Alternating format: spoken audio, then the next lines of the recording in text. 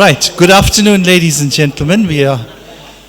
My name is K.C. Devraj, and I am the current president of the Hindu Association of South Africa, that goes under the acronym Hindasa. And we welcome you.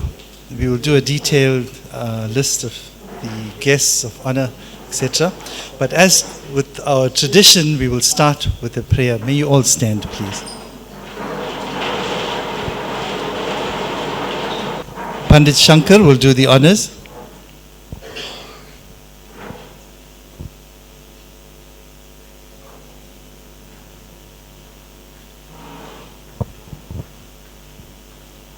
The lighting of the Pandit.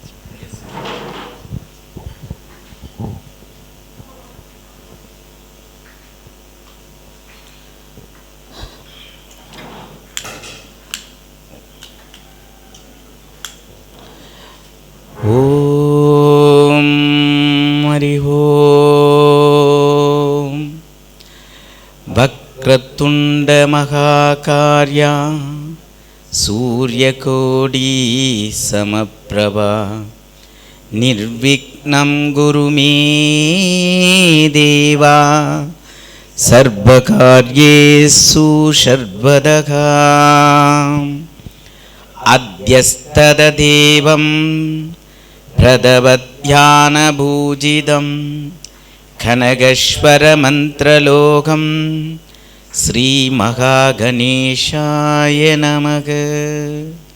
Om Shanti Shanti Shanti Gi Hari Om Narayanaya Vidmahe Vasudevaya Dhimahi Dhanno Vishnu Prachodayat Mahalakshmi Vidmahe Vishnu Patni Dhimahi Dhanno Lakshmi Prachodayat Vagdevi Vidmahe Vrinjapatni Dhimahi Dhanno Saraswati Prachodayat Abhavedam Dakshanam Shandavedam Varabrahmanam Ayushvedam Varavakradeva Prasidam Sri Loka Samasta Shikino Bhavando Dikshan Dikshan Dikshan Diki.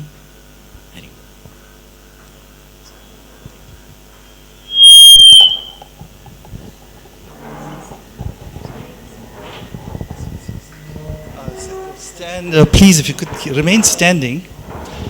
We have, as you're all aware, that we honor our Prince Mangosuthu Buthelezi, who has passed on, and we will observe a moment of silence in his honor.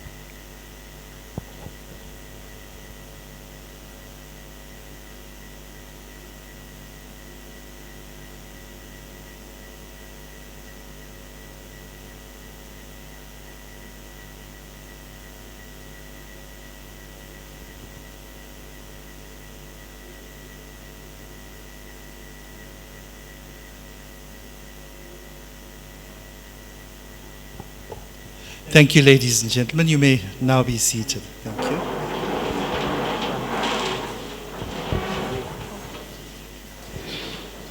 We firstly would like to recognize and welcome our dignitaries. In absentia, and I think she may be late, is the MEC for Finance for the KwaZulu-Natal Legislature, Sri Peggy Mkonyeni. We would also like to recognize and honor with a gift and bouquet to our Prince Buzabazi, who is present.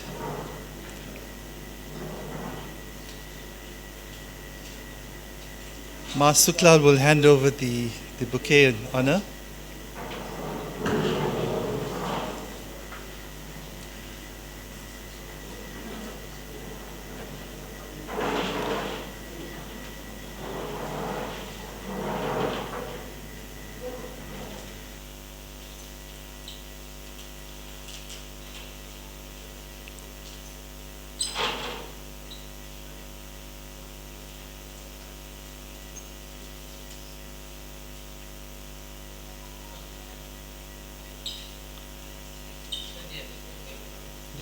Yes, perfect. Yeah, that's fine. You can just.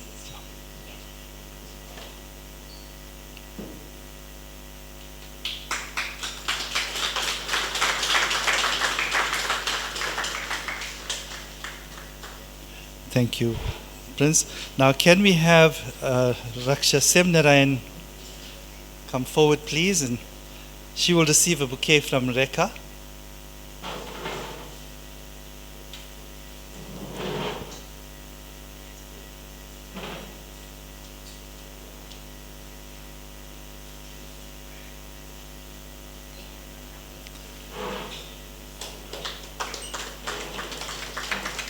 Thank you. Can Dr. Nelistra Singh Sooklal come forward, please? And she will receive a bouquet from Dr. Swabhavika and Dr. Nikita.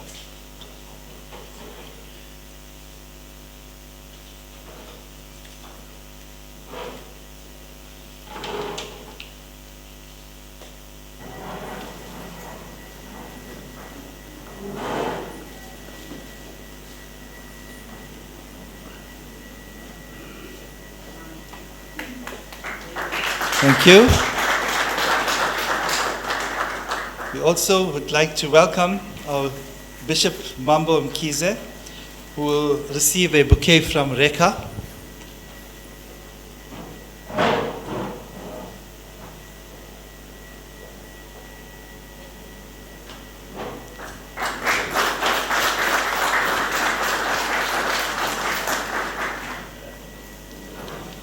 All right, with that, we will now we declare the main part of our program now open.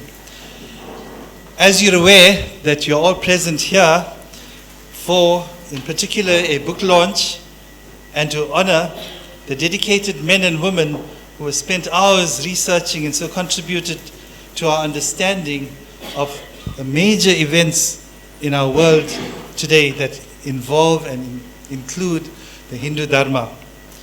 The book, Human Rights, Religious Freedom and Spirituality, Perspectives from a Dharmic and Indigenous Cultures, is present here and will be launched in a few minutes.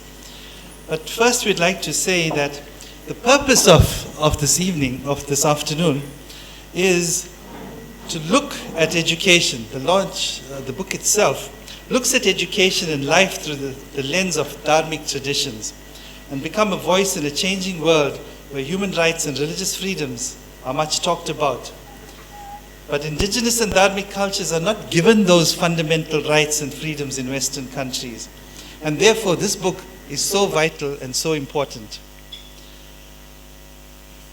We will now do a little video message from Dr. Adityanjee, and this will play up on the screen here in front.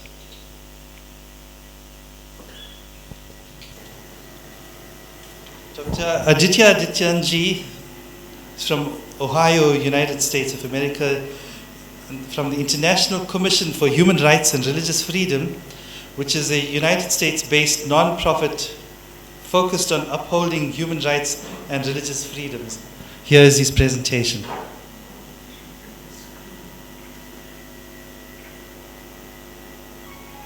Good morning, everyone. My name is Dr. Adityanjee. Namaskar to my brothers and sisters in Durban, South Africa. I am highly thankful to you for organizing this book launch function for Professor Yashwant Pathak. For the book he and I have jointly co-edited.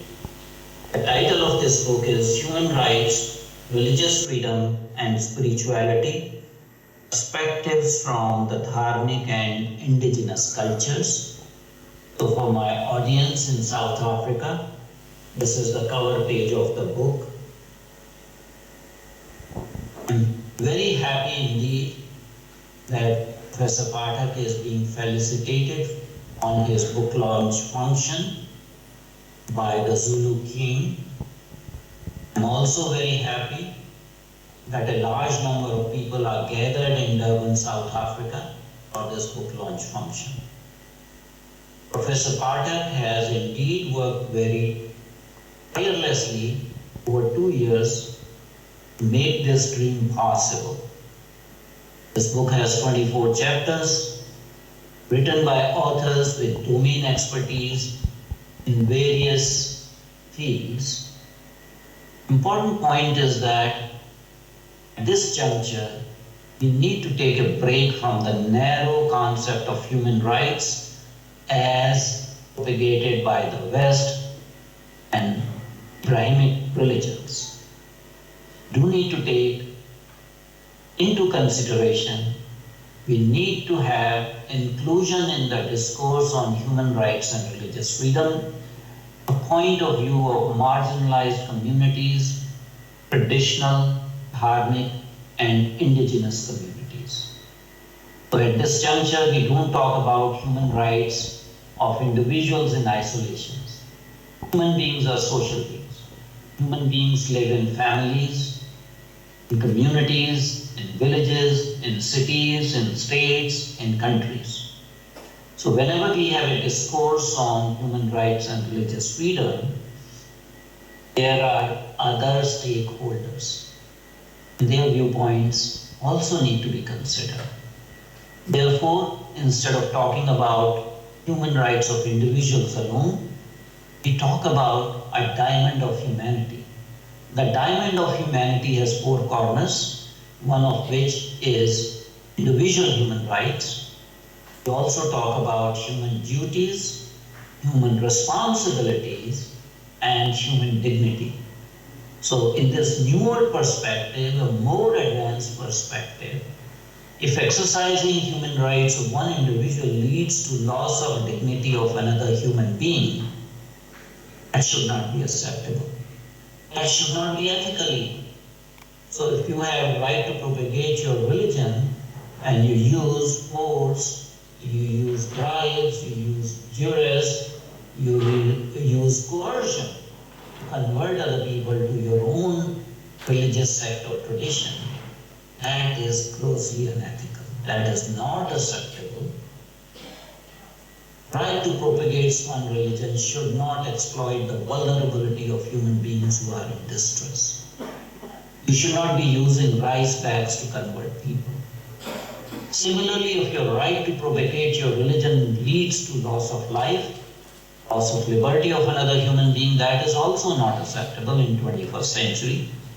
It cannot be my way or highway.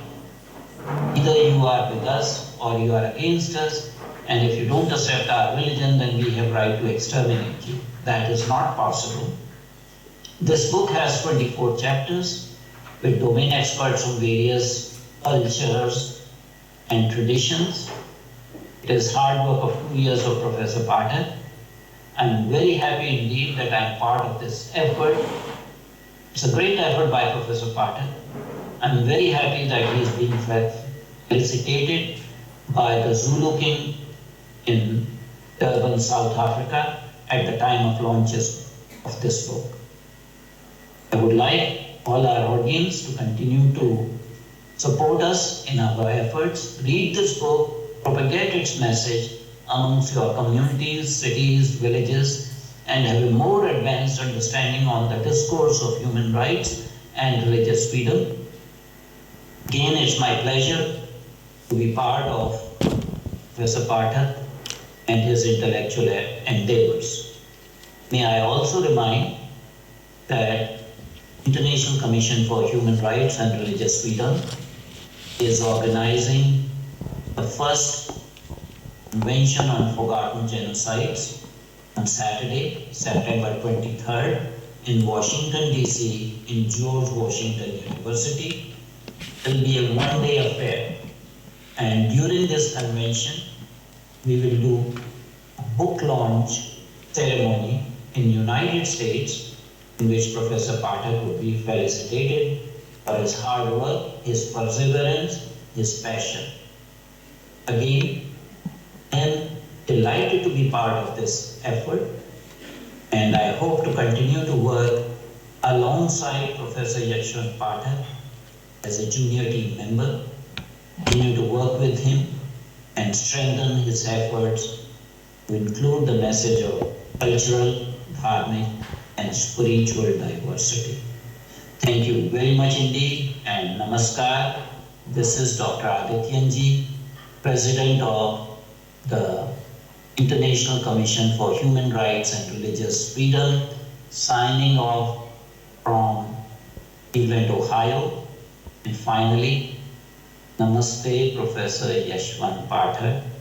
You deserve all the laurels, you deserve all the kudos, you deserve all the celebration and felicitation, and may God give you strength to continue this magnum opus, this Herculean task you have undertaken. Thank you very much indeed.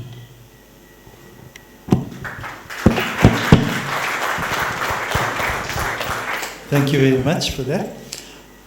Let's, without much ado, I think we need to introduce the person of the moment, Professor Yashwant Pathak. I have before me a summarized version of his very long CV, so this won't take very long, but if I have to read his entire CV out, we need one entire afternoon for that. Professor Pathak is well known to most South Africans here, where he was present at the World Hindu Conference, and he was one of the main organizers for that. And this was the conference in 1995 that was held here in Durban, which was opened by our President Nelson Mandela. This was in the Chatsworth Stadium. Presently, Dr. Pathak holds faculty appointments as the following: a full professor in University of South Florida College of Pharmacy, the University of South Florida College of Pharmacy Graduate Program in Pharmaceutical Nanotechnology, the USF, or the University of South Florida Mosani College of Medicine, Internal Medicine and Nanomedicine, at the USF College of Public Health, Division of Global Health. He's a professor at the USF College of Social and Behavioral Sciences. He's on the advisory board for the Nanotechnology Education and Research Center, College of Engineering in USF in Tampa. He's the adjunct professor at JSS University in Mysore in India, and professor at USF College of Sustainability. He serves as an associate dean for faculty affairs at the USF College of Pharmacy. He also has an adjunct appointment at the University of West Indies Arthur Lockjack Graduate School of Business in Trinidad and Tobago, and College of Business at USF for DBA programs. They are also actively engaged with issues related to human rights and indigenous communities. Now, Dr. Pathak was instrumental in establishing the International Center for Cultural Studies, a pioneering international organization that brings together indigenous people it calls elders from all over the world. He has visited indigenous groups on every continent, and he has attended gatherings bringing them together in an international congress every 4 years.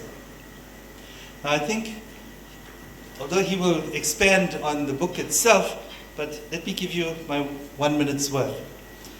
The book addresses experience of Dharmic traditions, Buddhism, Hinduism, Jainism, and Sikhism, and the traditions of several other indigenous groups. It reflects a vast knowledge on African traditions and customs, and he has delivered many lectures in this field. The book also looks at the study of Dharmic issues related to Hinduism. This chapter looks at topics related to karma, Bhagavad Gita, and the human rights, and gives a Vedanta perspective in understanding of human beings, human rights, religious freedom, and spirituality. Sri Aurobindo's ideal of human unity in a polarizing world and Vedic perspectives on human being with a focus on human rights, spirituality, and religious freedoms, and ecological sustainability. Professor Ved Nanda, also who is on the board of directors of the International Commission for Human Rights and Religious Freedom, writes glowingly about Professor Pathak and his work. We'll now present you Professor Pathak.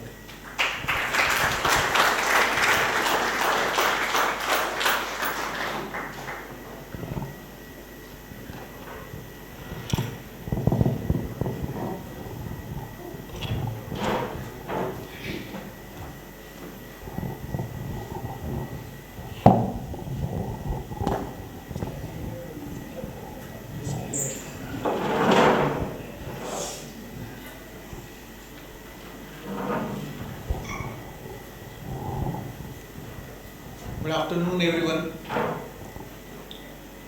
First of all, let me tell you a very nice story. Because I was born in a very small village in India, and all my childhood was working with the Belgadi, the bullock carts. So many a times there used to be a farmer who will drive the bullock cart, and there used to be a dog underneath walking with the bullock cart. But the dog always used to think that I am the one who is running the bullock cart. So in some way I think it is because of Dr. Anil Sooklal, who is also getting felicitated on this program. That is the bullock cart. And I am the dog underneath the bullock cart. So I want, and I know who am I. So I think I am really feeling very honored to be a dog under the bullock cart of Dr. Anil Sooklal, and I feel proud to be associated with Dr. Anil Sooklal since 1993. I came to South Africa in 1993, and it is a coincidence that I came in South Africa in September 1993, and I was staying in Hillsborough near the downtown, and recently I went to University of Johannesburg, and when I was going around, he said, "You stayed there?" I said, "Yes, I survived there." Not only stayed there, I survived there, I walked around, and I felt very comfortable there. And I'm so proud to be associated with South Africa since 1993, and it is just like my second home, and I'm so happy that, the dog got an opportunity. So this book is a very beautiful book. It's very interesting. If you look at the history, I need to keep, you will tell me when I have to stop, correct? I'm a professor because normally I talk for 2 hours. So let me keep my cell phone with me so that I will know exactly when to stop. And so it so happened that the Europeans went around the world, exploited everybody wherever they went. They went to America, they came to Africa, they went everywhere, even in Southeast Asia, everywhere they went, they exploited, and suddenly they became saintly. In 1956, they formed an organization called United Nations, and then they became saintly and said, "Let us work on human rights." And then they came up with a statement of human rights that every human has got a right to get married. So before that, we didn't have those rights. I don't know. But in Europe, it must be like that. They have a specific word in English, I don't want to say that. But in Africa, we married. Legally we married in the church or in our places, we followed our traditions of marriage. In India we married, in Native American they married, everybody was. So like that there were certain things which were incorporated into the human rights without even asking the people. There are 480 million people who officially under the United Nations belong to the indigenous traditions. Were not even concerned, they were not even taught about these human rights. None of the African countries were taught about the human rights. In that 2-year period, more than 50 countries got the independence, and suddenly now we got the right to get married. I was so astonished when I read all those things. And I was wondering, so try to find out, and there is a very nice articles in this book which are collected from many different established, very well respected people. And one of the interesting things one person has written in this book, it says that it's an African author, he said that I tried to find out African synonym for rights. There is no word as rights in African traditional languages. Same thing happened with a Native American who wrote an article, and he said, I tried to find out synonym for rights. There is nothing. And then I started thinking, isn't it We need to rethink now, we need to revisit the human rights, we need to find out what are the opinions of 480 million indigenous traditions who are one of the best on the earth. Let us look at the 1,000 traditions of African continent. They are all wisdom. I have a beautiful book. I want to all of you to buy this book. I have not written this. I am not going to get any money out of that. But this is called African epistemology. And beautifully, the African people who are academicians are writing that don't evaluate African based on your culture. Don't evaluate African knowledge system based on European culture. And that is very proudly they are saying, we are the people of Ubuntu. I am here because of you. If you are not here, I will not be here. And this concept of being oneness with the universe, oneness with the Mother Earth, oneness with the plant kingdom, oneness with the animal kingdom, that is most important, that is lacking in this human rights document. And for that purpose, without blinking our eyes, if you go to South African temple, Hindu temple, go to American Hindu temple, go to Hindu temple in Brazil, go to Hindu temple in New Zealand, without blinking their eyes, without having a question in their mind, they sing a prayer called Sarve Bhavantu Sukhina, Sarve Santu Niramaya, Sarve Bhadrani Pashyantu, Ma Kaschid Dukkha Bhag Bhavet. Let everybody be happy irrespective of what race he belongs to. Let everybody be healthy. Doesn't matter where he stands. Let everybody look at the positivism around us. If we look at the positivism around us, African epistemology is almost similar to the Hindu epistemology. You know, we Hindus, it's very interesting. Bhagavad Gita. In Bhagavad Gita, we always have a dialogue between a knowledgeable person and less knowledgeable learner. So Bhagavad Gita is a dialogue between Bhagavan Sri Krishna and Arjuna. Arjuna was confused. Arjuna was lost. Arjuna didn't know what to do. He was standing on the battlefield and he left his arrow and bow down there and saying, Siddhanti Mama Gatrani, I am done with it. I don't want to fight. I am crying. And at that time Bhagavad Gita came out as a system of knowledge. I tell you, the system of knowledge, it gives anybody on earth the wisdom how to live the life. And believe it or not, everything which is written in African tradition or traditional wisdom, like I will quote a beautiful proverb from the Igbo traditions. It says, even the blade of grass doesn't move its head without the permission of the God. What a great thought process. Even the blade of grass doesn't move its... That is epistemology. That is the knowledge which Africans have gathered, or at least in this land, I can without blinking my eyes say 60,000 years of African tradition. Am I right? We have a documentation that the things which have been found very close to Johannesburg are 60,000 years old. And that's where I would like to bring in the minds of the people that in Bhagavad Gita, they say that if you can see the oneness between the plants and animals and human beings, and if you can treat all of them equally, then only you are a yogi. And believe it or not, we are so lucky that in USA have a beautiful picture of Swami Vivekananda and Swami Shivananda. Both of them were the great yogis and have practiced the Hindu thought process in day-to-day life. And I think we all of, even in Native Americans, they don't call plants as plant. Native Americans call plants as plant people, stone people, animal people, because they carry the same spirit what we carry. In Hindu philosophy, there are Mahavakya, they are called as the great statements.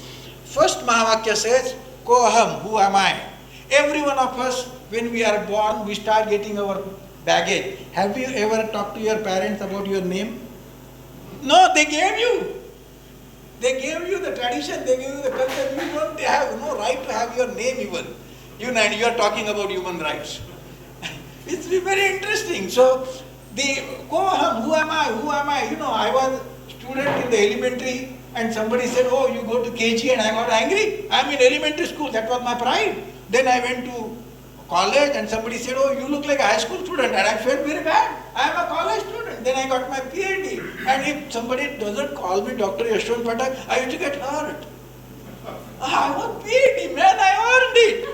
And now if you ask me where is my PhD certificate, I don't know where it is. It's gone, because these are trivial identities we find out. We don't know who am I. And then we keep on saying, neti, neti, neti, neti, not this, not this, not this. Oh, I am a grandfather of these kids. I will discipline them like anything. And he used to use the hunter. The moment he becomes grandfather, he buys all the Cadbury chocolates and spoils the grandson.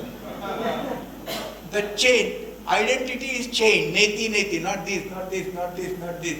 And finally, it ultimately comes down to a realization, who am I? And it says, Aham Brahmasmi. I am the ultimate part of the ultimate spirit. That is called Brahman. And that's where we all are, including plant people, animal people, everything carries the same spirit. When a human being dies, what we do? We don't keep the body in home. We just put it in the funeral home. Send it to the freezer. I don't want to have the body right. Till yesterday, that body was one of the best things that happened to me. And today it's not there. I don't want to keep the body. So who am I? Am I the body? Or I am the soul which has left the body. And this is where even it happens in plants. You must have seen, I don't know, you don't get the frost, but in America we get a lot of frost. And the plant dies quickly. Within no time all the proteins coagulate. And my son was saying, oh, God is cruel. He was a little baby at that time, 3 years old. We were having a plot and the plant died, and he said, oh, God is cruel. No, it's cycle. We all have to undergo this cycle, and this cycle is expressed by indigenous traditions for years and years and years. In Australian Aboriginal, they said that they have 14 clans, and their names of the clans are different. Barramundi clan and Magpie clan and all those things. And suddenly the baby is born. Once the baby is born, the parents of the baby or grandparents of the baby from both sides get a dream, and then the baby is assigned to that particular clan. Once that clan is associated with you, you are for whole of your life you are a member of that Magpie clan. You will not marry a girl from Magpie clan. That's how it happened. And they say that you have to do work, and once you are dead, the spirit which is existing in your body goes back to the Magpie clan spirit. Same thing happens. Correct me. We have some. Is there Zulu brothers are here? Perfect. You correct me if I am saying it correctly, because I learned this in South Africa only. South Africa is the cradle of humanity, and South Africa is also cradle of ICCS, because I learned. We had the idea of having ICCS in South Africa, because there was a great philosopher. His name was Ruben Thuku. Ruben Thuku came from Kenya, and we had 2 big speakers, but the whole audience gave a standing ovation to Ruben Thuku. He was blind by birth, but he was absolutely a master of African traditional wisdom, and he said that, correct me if I am wrong again, that every creation of the God carries the idlodi, and then over the period of time the idlodi undergoes several births and rebirths, and ultimately get assimilated into Ithongo, as if the raindrop water gets assimilated into ocean. So my relation with the Paramatman is like ocean and a raindrop water. And this raindrop water exists in plants, animals, everything, even the stones, rivers and everything. So obviously, if at all there is a need for a document, it should be a human responsibility document. There should not be a human right document, but it should be a human responsibility document. And we need to work on, look at the wonderful wisdom of indigenous tradition, look at the wonderful wisdom of African traditional religions, look at the wisdom of the Aboriginals from Australia, look at the wisdom of 500 nations of Native Americans. Get all these things because they have kept all the animals, all the plants, everything intact for thousands of years. And in last 100 to 150 years, we have lost several species of animals.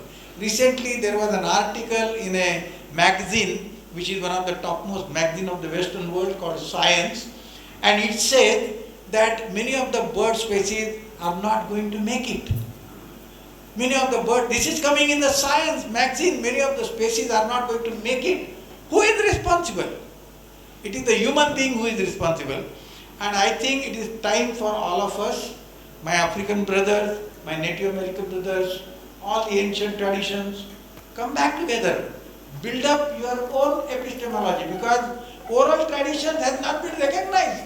The Western world is only few thousand years. We are 60,000 years and we carry the traditional wisdom for so many years with oral traditions. All the ancient traditions have grown on oral tradition.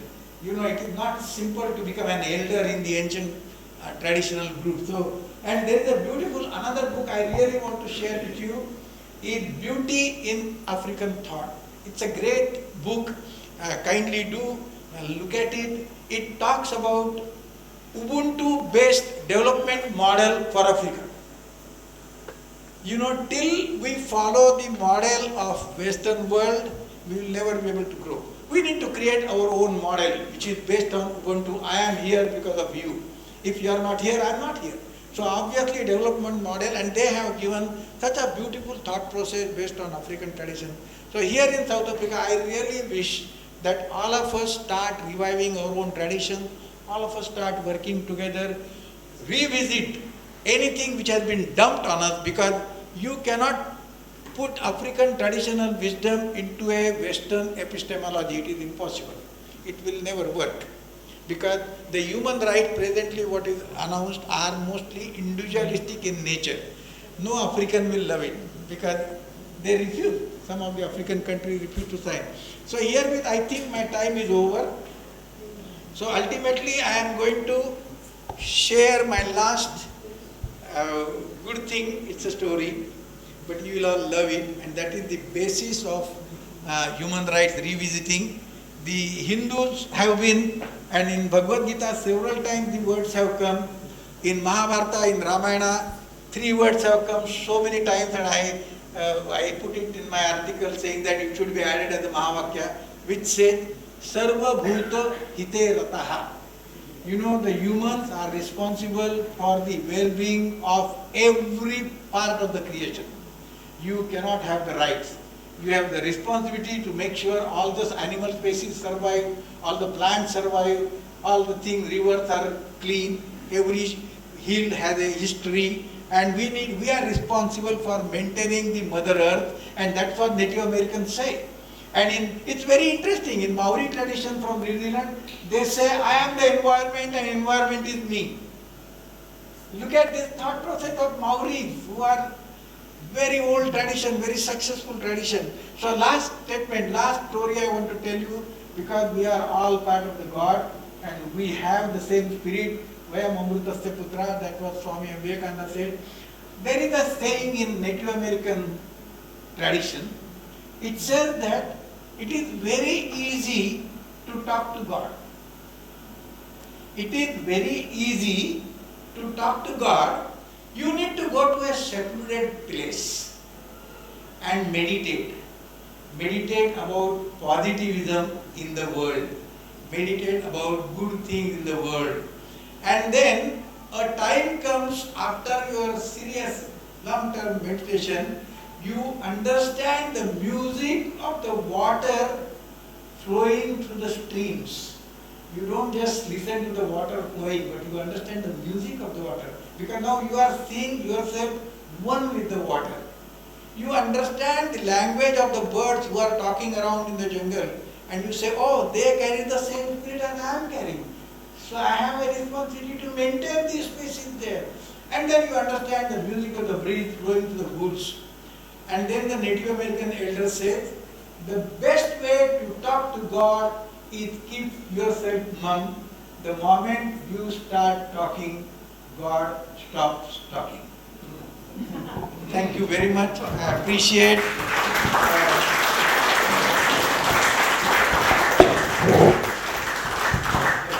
Thank you, Professor. So listen, Dr. Adityanjee has said a lot about the book. Dr. Anil Sooklal is going to talk. He had contributed a beautiful article. Ms. Raksha Narayan, she is a well-known lawyer and very established person. I was just jokingly saying that her biography was larger than the article joking. But they also contributed. This has a beautiful contribution from the Africans. In 2019, there was a conference of on human rights in Africa, and they said, we don't believe in this human rights. We need to get the southern hemisphere thought process to be included in human rights. So I think it is time for us to revisit human rights and religious freedom. You know, religious freedom is one of the best things we need to tackle immediately, because if I practice my African traditions, I am considered as pagan. That's not true. African traditions are much older than the whole, whatever religion they call it. African traditions are great. We need to be proud of them, and same thing with all the indigenous traditions. So it is my humble request to all of you that revisit the religious freedom. If I have every right to practice my religion, I have every right, suppose my friends have been converted to other religions, I have every right to bring them back to my religion. It is religious freedom, and we need to stick to that statement. Thank you. Thank you, Professor Pathak. A hefty round of applause. Come. Right, at this moment, we will now go into a book launch. So, Professor, I'm going to ask you to present your book at the shrine. Yeah, to launch the book, and maybe Pandit Shankar could come forward to present the book at the shrine.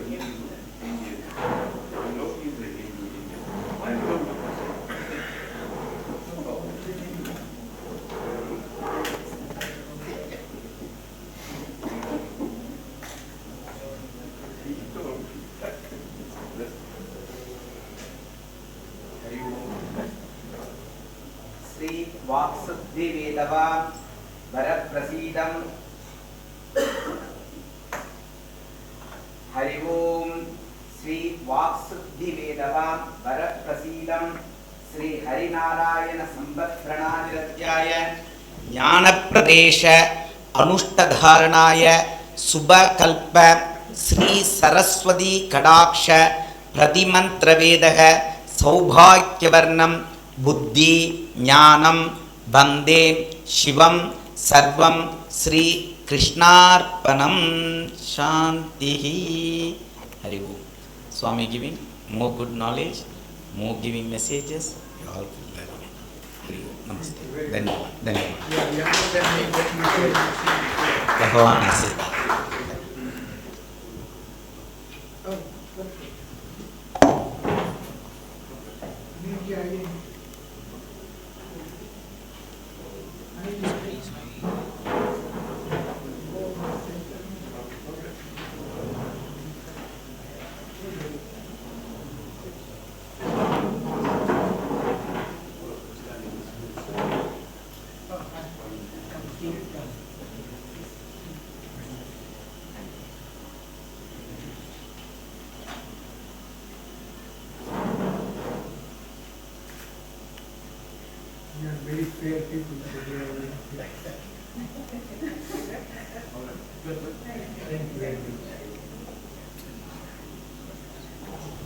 Okay, we will now listen to one of the contributors to the books, Sri Raksha Semnarayan.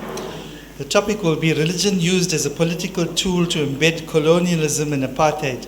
She will speak for 5 minutes, address you for 5 minutes on this topic. But maybe I shouldn't be reading her biodata, it will take more than 5 minutes.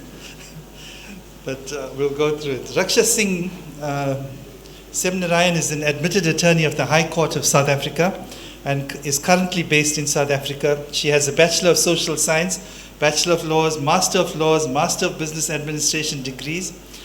Raksha is a fighter for justice.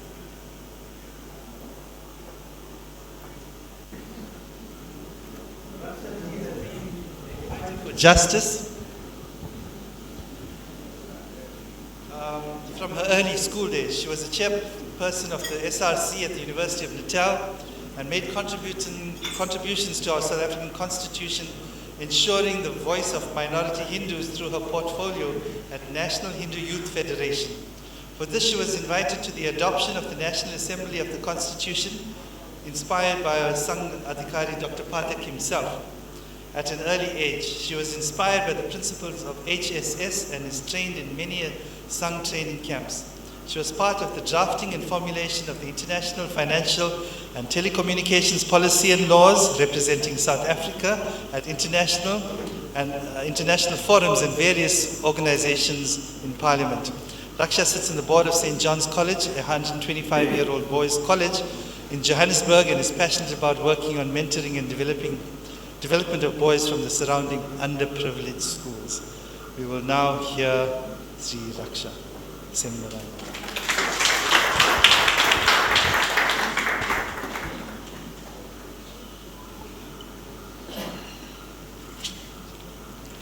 Ambassador Professor Anil Sooklal ji, Dr.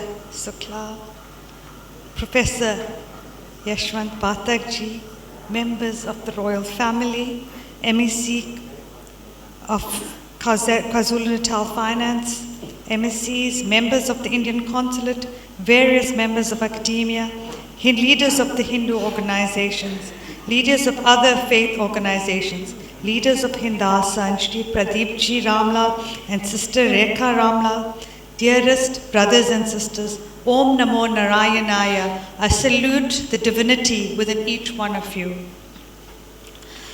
I feel honored and really humbled to be able to contribute to this piece of work. I would like to personally thank our dearest Pathakji for his generous and sincere personal mentorship of myself, and for being a giant ensuring a space for Hindu Dharma in such a way that it shows the values that Hindu Dharma can be used to lead the world, to create societies that improves the lives of all with respect and dignity. So I have to start with this. They say when we put questions out to the universe, when we least expect it, answers will come back.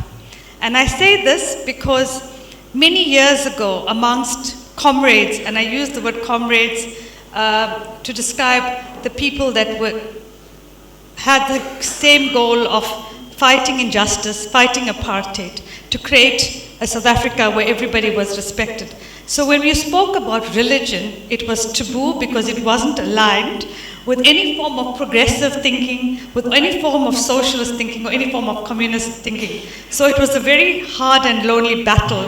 Like, how can you believe in a free South Africa? How can you believe for rights and for all and still believe in religion that espoused God as the formative front of creating two forms, which is a higher form and a lower form? And some of us still pushed ahead. I have Praveshji here who knows that it was also a further lonely path because many of our Hindu communities thought it was completely blasphemous, for lack of another word, to associate using Hindu Dharma and the banner of religious organizations to fight against injustice. But our premise came from something deeper. We felt that the premise of religion was equality, respect for all, creating a life where all people were dignified, where people were given the right to water, to health, to basic amenities, where people were not discriminated on the basis of religion, sex, sexual orientation, or whatever. Sorry, Pathakji, I'm going back to the I, but forgive me, I come from South Africa. The I is a big part, but we'll get there. So it was a very, very, very lonely path. So I say full circle because all of us that were on this lonely path, and Praveshji and Yashikaji is not here today, she will feel the spirit of what I'm saying, we feel we've come full circle because we now see the alignment and the link between Dharmic values and the role that it plays in politics and everything else in terms of social justice. So, that being said, thank you, Pathakji, for bringing and being an angel and bringing that answer to us and for us not being apologetic about it. It's big. It may seem small, but it's big for many of us in terms of justice. The chapter that I wrote about speaks about few aspects. It speaks about how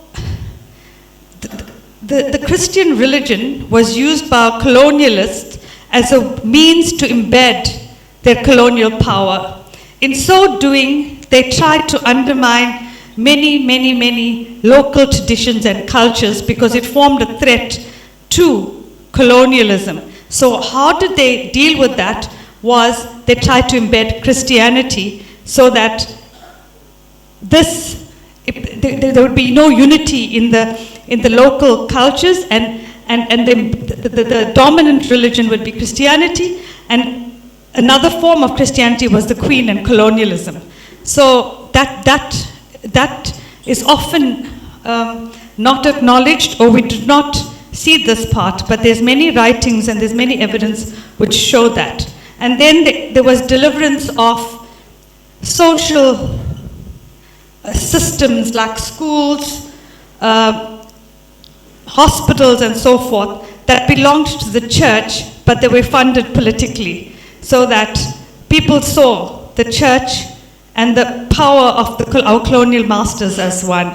It further talks about how during apartheid was justified, and many of us have done work or have been part of the Truth and Reconciliation Commission, and apartheid was justified as that it was a dictate from the Bible that there had to be separation of people. And we saw many people, I think, I don't want to mention some of the names, who testified in the Truth and Reconciliation Commission saying that they had to do this because their God expected that. And then the other part that it talks to is how Indians were brought from India to South Africa as indentured slaves, and how they tried to convert Hindus and people of other faith to Christianity so that they could have further control of them. And one other example was those that converted had greater privilege. So I deal with those aspects in the chapter, and it gave me such joy and such insight and such fulfillment to reflect on these parts. So coming back to today, and I think this is the most relevant part for me, and I plead to Dr. Pathak, can we write the next book on this part that I'm going to deal with now? So we are in 2023, and I just want to leave you with a few examples to show how important human rights, religion, and political power is even today. The first example I want to speak about is many years ago, maybe about 10 years ago, my husband and I interviewed a school for the admission of my children. And the principal stated that if they ever tell your children that they're praying to the devil, you have to accept it and we won't intervene, because eventually your child must accept that the only God is a Christian God, okay? And previously, about a few months ago, a student was wearing a red string, and the same school had removed the red string and made the child tie it on her legs. All right? Then we go to a prominent international judge, maybe about 10 years ago, challenged another private school because they didn't allow the student to wear a nose ring, and she challenged it on the grounds of religious and cultural freedom. And it was a long legal battle, and we all know that the law is so inaccessible to everybody because it costs money, and we all know the barriers to justice, which I don't know, it makes me very sad because we have rights that cannot be enforced. And by the time the matter was heard in the highest court, the student was out of school and the matter was moot. Recently, we also had another school in Pretoria where the child challenged the right to have her hair loose, like not braided or plaited. Her hair is her natural form of her biological body, and she was denied that right because in the eyes of a Western school, it was seen as being, the word was used, not cultured, not tame. We tame or untame animals. So can you understand, in the 20s, our mindsets are still from the lens of the Western world and how we are still colonized in our views. Because if you had to fight for that right to wear a nose ring or to keep my hair in its natural state, then we have gone backwards. Recently, I sit on the board of and this is also ironical, right? I take my kids and I put them into a 125-year-old Christian school which respects their Hindu identity more than a school that's in another area that's filled with New Age Christians. It's a very interesting dynamic to accept. So in this school, the Muslim community have been fighting for the last 15 years to have a room to pray, for the boys to pray. It's been to the highest form of the church councils all over the world, and it hasn't been allowed because the notion is that it will impact on the nature of a Christian school and in allowing the Muslim boys to play in that school. But the premise and the golden thread amongst all of this is, can private institutions, do they reign above the right to human rights, the right to freedom? And eventually this year, we allowed the boys to use the room, but we also allowed anybody with any other religion, religious needs to use the room, and even with those that don't have a religious association. If they need the room, they can use it for some sort of peace. So, and the last one is, and these examples that I've used sound small to the last one. And the theme of my last one is, ignorance is really not bliss. And please indulge me in this one. I belong to many progressive, so-called progressive circles, and I said, and we back to what I started with, and that theme was, we see things from the lens we choose to see things. And I say ignorance is not bliss because in these so-called progressive circles, many of them say or look at our dear Shri Modi ji as being a person that propagates violation of human rights. And they justify it through many means and write articles, and after a while I don't justify and I don't defend these things.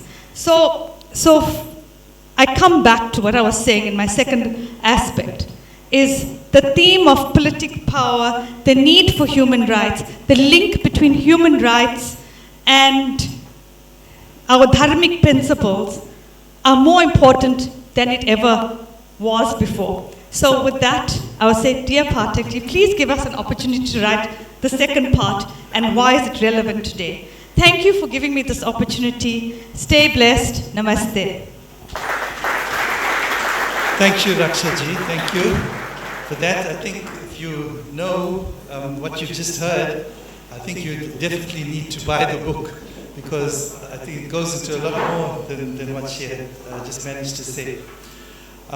We will now go straight into Bishop Mbambo.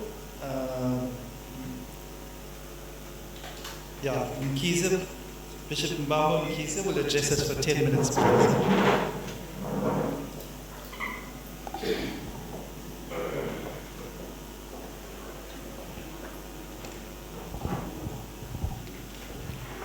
To the program director, be greeted, my brother.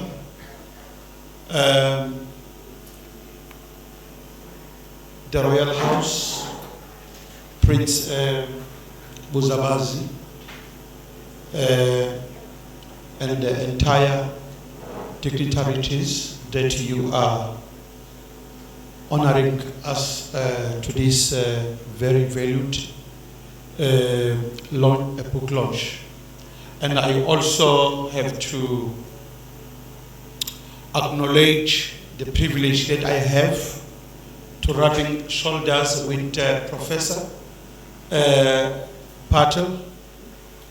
Professor is, I feel very favored to be in the in the presence during the launch of the nature of this book, and also the man that I respect. We have been playing a very vital role in these days to be a chairperson of an organizer of BRICS, Professor Sooklal. Yes, thank you, Prof. All protocol observed. Firstly, I wish to express the apology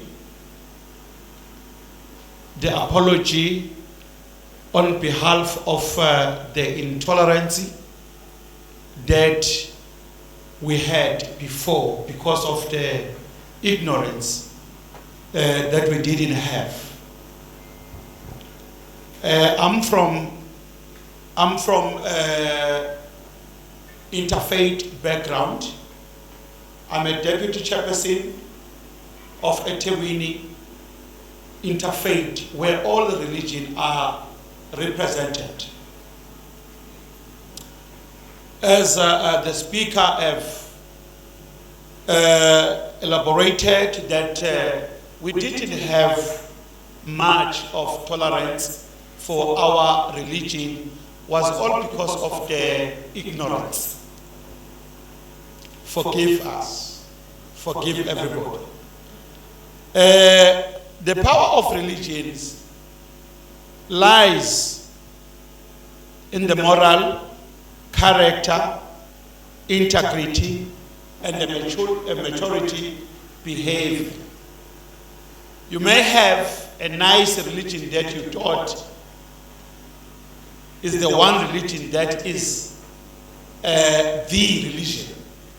But if you don't have a good behavior and a character, you miss the point. And also, it's being expressed by having peace with everybody, by having love for everybody. If you love the people, you will learn from them. And also, you must try. If you don't have peace with yourself, you will never have peace with other people. There is a thing that we have called it is a self-righteousness. We normally make ourselves righteous before we are made by our religion. I am, by background, I've got two backgrounds. Indeed, I'm a Christian, I'm a bishop, I'm a Christian bishop. And also I've got a background of, I am a Zulu man. Being a Zulu man, there are many exploitations that we have, being undermined, but whatever we do. But I must tell you that the background of being a Zulu man, I didn't know that we are so close to God as the Zulu people. Because of the politics, we find ourselves being undermining ourselves. Let me tell you, recently we were celebrating the culture of Reed. That culture is very holy and close to God.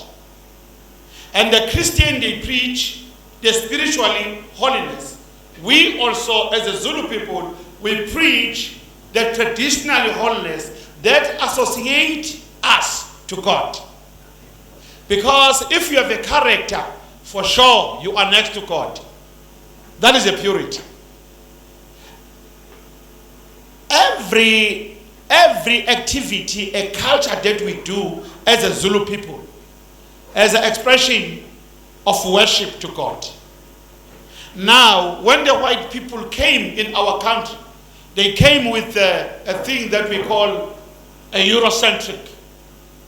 They said, you Zulu people, you don't know God. I must tell you, I don't undermine everybody. As I said, we must tolerate each other. I'm proud that we are also next to God because of the character that we have. One, we know how to tolerate our women. That is next to godliness. If you don't tolerate the women, the people who are weak in your camp, you are not godly. You see, for us, we have seen that the ladies there, some of them, they were not naked. You see the palms, as you can see. But you'll never find the Zulu people raping the women because they are naked. We have one. So we respect the women. And we also respect the strangers. We respect the foreigners. In KwaZulu, Babu Sokele, we have a thing that we say, isisu somhambi, asingakanani, singangani, singangento yenyoni, is a culture. We are being taught at a very early stage that you must treat the stranger very well, because to the strangers there is a godliness. If you treat the stranger, you might find yourself treating the angels. So what I'm saying, we as the Zulus, on behalf of our religion, the religion is next to God.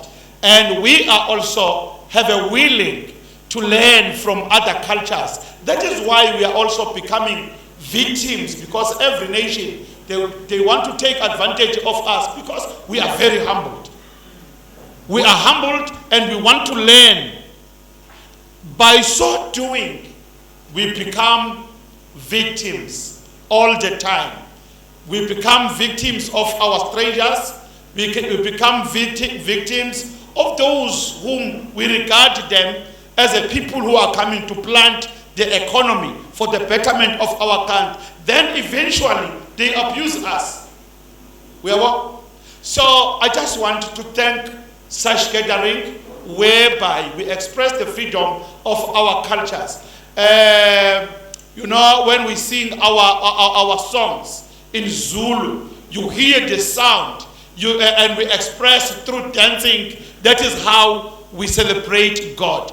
And in the Eurocentric expressive, all those things, they said, no, this is a demon. It's a demon. How we dress the Zulu attire. The Zulu attire, we find ourselves being very scared of the people who came as strangers in our country. They said, you dress like devil. We are not devil. We are not devil. We are human like everybody. So thank you very much for being in such a gathering. God bless you. Thank you, Bishop Kize. Thank you very much. I think with that as a background, the next speaker is going to be Professor Anil Sooklal.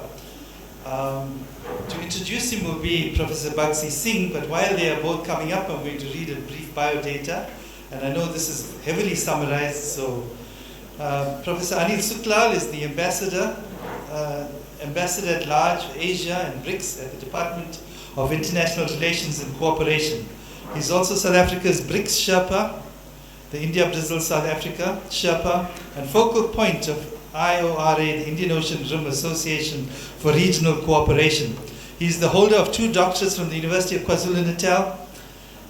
Ambassador Sooklal served as the Deputy Director General responsible for Asia and Middle East. In the Department of International Relations and Cooperation until the 31st of January 2022.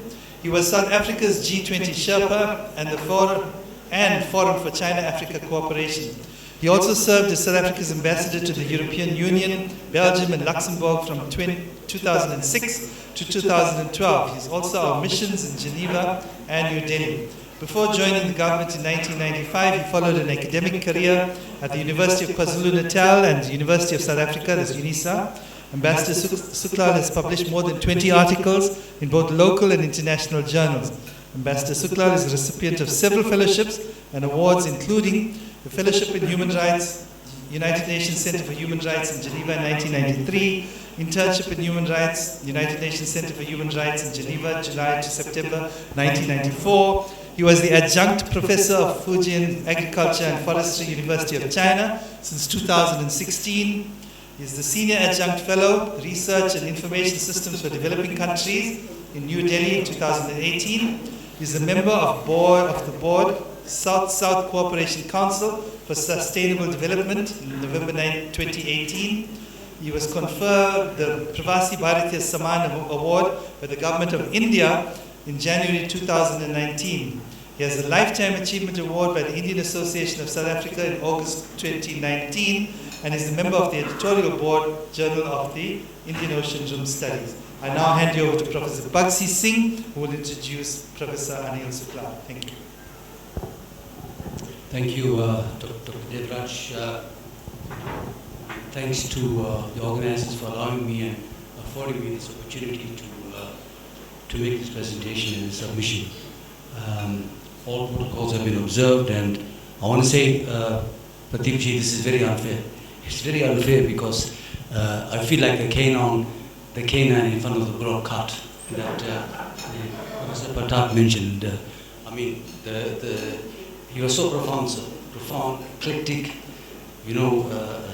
such felicity with knowledge, and you surpass all of that with your humility. Every one of us can learn from you. Thank you very, very much. I think that I speak here as a non-STEM or somebody that's not involved with anthropology and philosophy and so on. So please understand that this presentation, it might reflect on a lived experience. It certainly is not a shared experience because my vocation and my work has been totally different from Anil Sooklal's. But there is a shared origin, and I want to dwell on that. A shared origin that also reflects on where we as a community have evolved. We as a community that were othered, right, treated as subalterns and marginalized in this wonderful country. And how we've evolved from that pariah state to a state of to be parents. And this is essentially a reflection of where we, the other people, the Grimichas, have actually evolved. And I'm taking this advantage because we have a shared origin. We come from Clover, and for those of you who don't know, and I know there are many of you who are not familiar with our history. Let me say that Clover is this area that the whites didn't want to use. It was a swampy, marshy area bordered by Edwin Swales and going up to Jacobs Road, hotbed of snakes, spiders, and so on.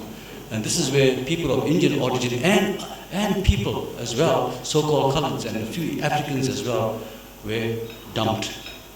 And out of this, a remarkable community developed. And the person that has been facilitated today is one of those. He lived in Jacobs Road, about 350 meters east of where I stayed, where I was raised. We went to the same primary school. We went to the same high school, Togo High School.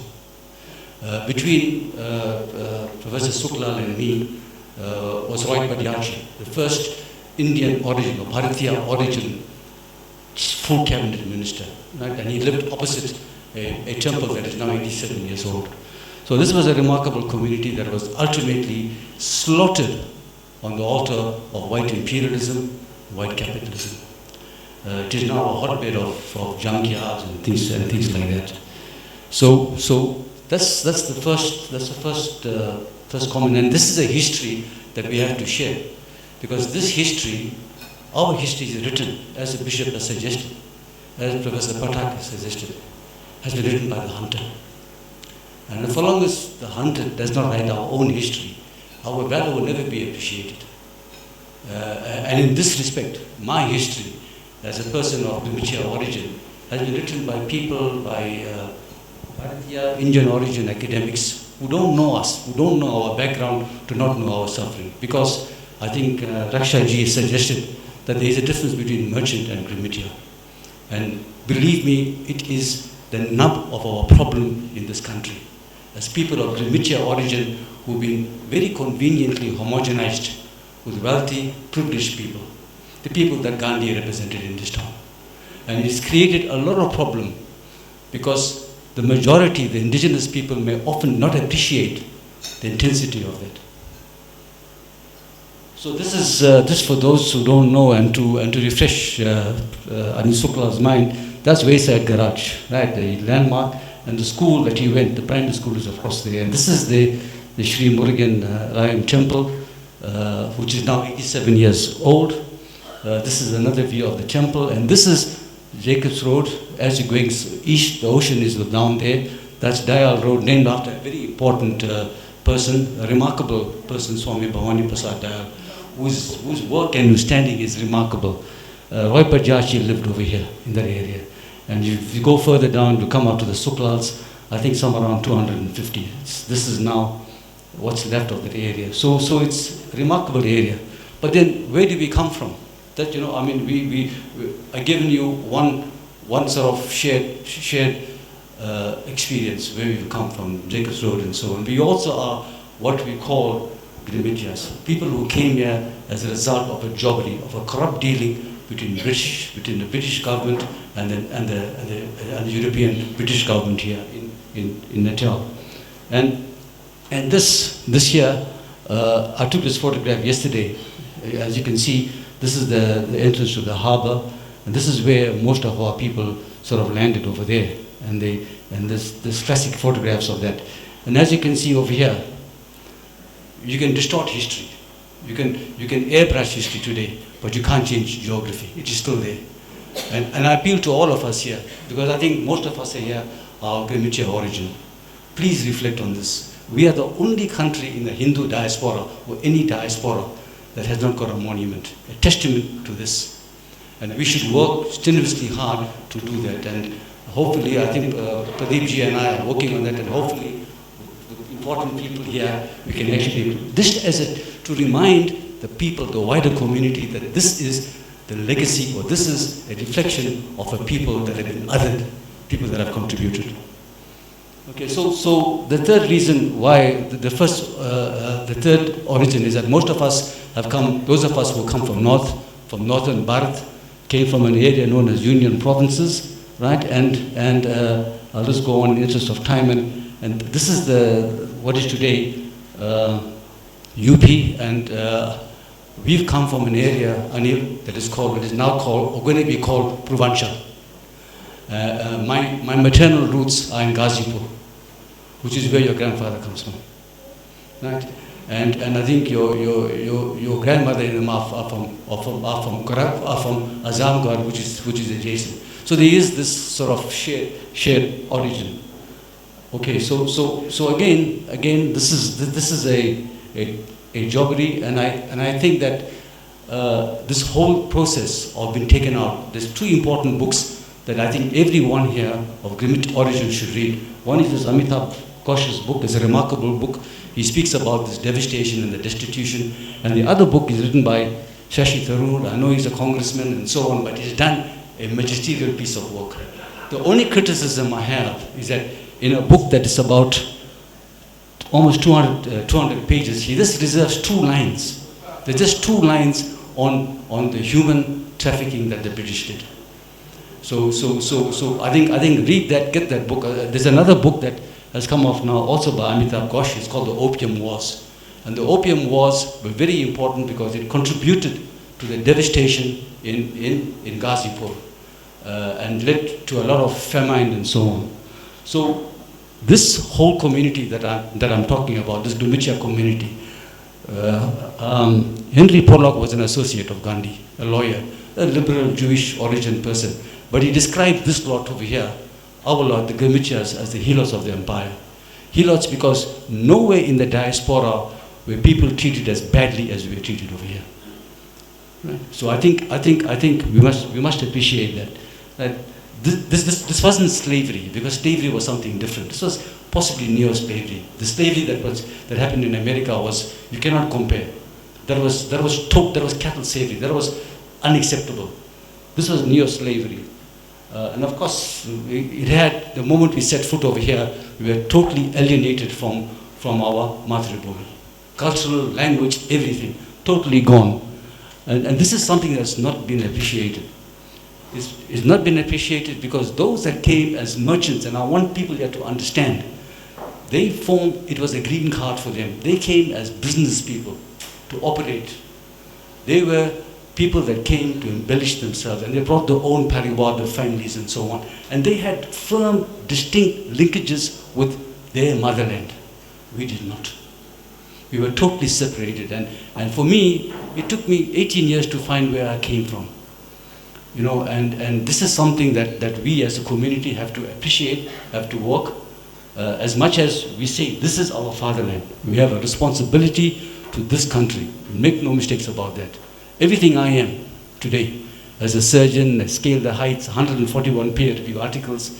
I got it from the African majority. All my skills is from them. I learned from them. So my loyalty, my allegiance is there. But there comes a time in our life when the yearning to know where you've come from will always be there. So this is something that I think we should actually keep always in the back of our minds. A lot has been said about the bishop made reference to it and Raksha made reference to it. I implore you all, please, to Google Ravi Dev. Understand that Hindus and Indians in general are part of a diaspora, a vibrant diaspora.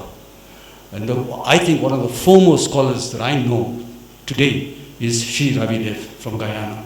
A remarkable person, and has written very, very simply about this whole thing.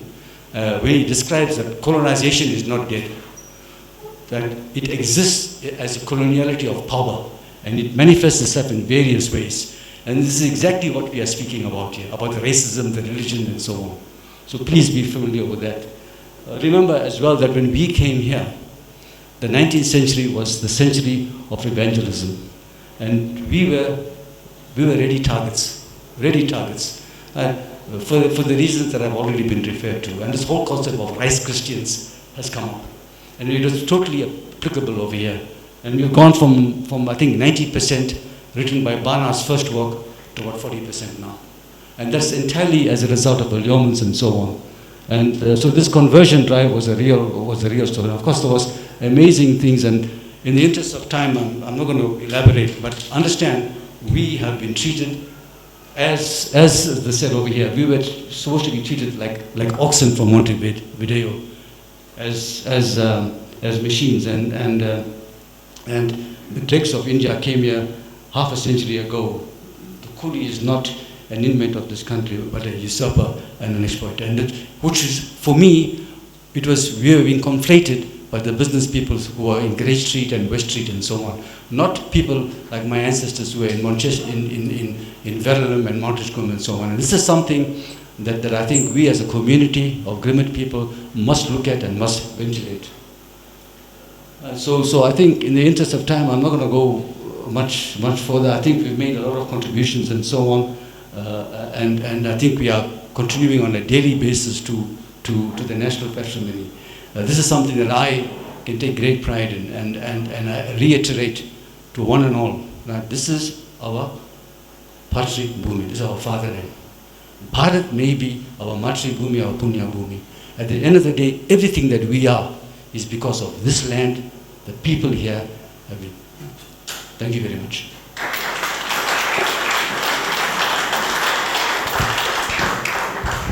Thank you, Professor Bagsi Singh. I really appreciate that, and I think it gives us a background to Professor Anil Sooklal. I think a lovely introduction to him, and Professor Anil Sooklal will now address you for 5 minutes. I think he's been allocated, I don't know how he's going to do this, but he's a major contributor to the book, and you will hear him on his topic is a South African perspective on human rights and fundamental freedoms. 5 minutes. Thank you, Professor. Thank you, Doc. I'll take 25 minutes. My dear friend and brother, Prince Busa Basi, Bishop Mkize, I think he's left. My dear friend and brother, Professor Yashwant Pathak, My good friend Dr. Bagsi Singh, thank you for that journey back to Jacob's Road. To Mr. Prem Sagar, the Acting Consul General of India, Mr. Vivek Katare from the Indian Consul General, to my dear mother that's here, my loving wife, Listra, our two daughters, Swabhavika and Nikita, my two sisters, Nadira and Rekha, and all of my family, and indeed all of my friends that are here. Firstly, my deep appreciation to Dr. Pathak. He's not the dog, nor is he the bullock cart. He's both the dog and the bullock cart. I've had a wonderful association with Dr. Pathak.